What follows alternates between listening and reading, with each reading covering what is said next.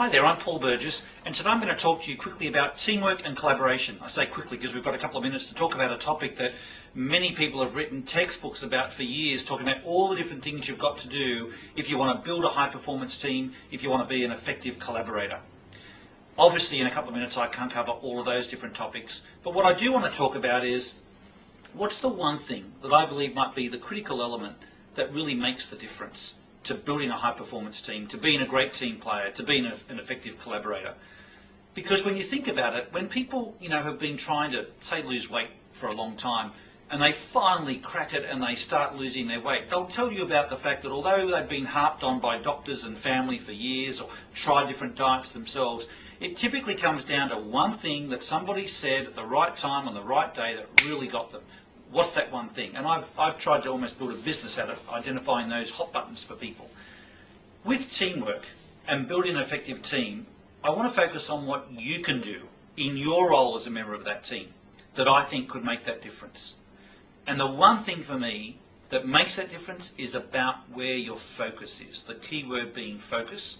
Because if it's about what can you do to fulfill your role and responsibilities to be an effective member of the team, it's subtle, but I think that's not black belt. That's not really the best you can give. The best you can give is when you're focused about what can you do for the team, for the larger entity of the team. I want to use the sort of parallel of a family. Because in a family, as a husband and father, if my focus was about what can I do so that I deliver on my responsibilities as the dad or as the husband, it's still very individualistic. I'm sort of covering my backside in a sense, to make sure I do my part of the deal.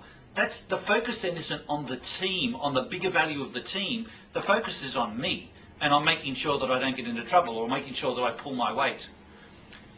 The subtle shift is when you shift your focus to be on the power of the brand of that third person, of that entity that you've created, whether it be the team or the family, and you say, I want to do what I can do to add most value to the family or say to our marriage as a third person in the equation, not because of any protection for me, but because I believe in the power of what that marriage, that family is and does for other people, whether it's for us, whether it's for our children, whether it's for our extended family, for our friends.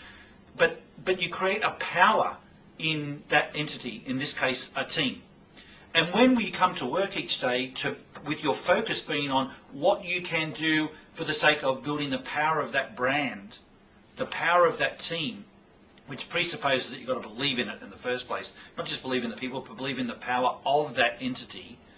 It's a subtle shift in focus, but it's a powerful and profound shift that is what makes the difference between just being a group of people enjoying working together and what you would regard as a high-performance team. Yes, all the other things might be there. Yes, you might have a vision. Yes, you might have all the right protocols. You might have done the training. You've got the right people in the right roles. But if what you've got is also that the people who are on that team are coming to work to try and make the team a better unit, that is what I believe is the thing that really distinguishes a high-performance team.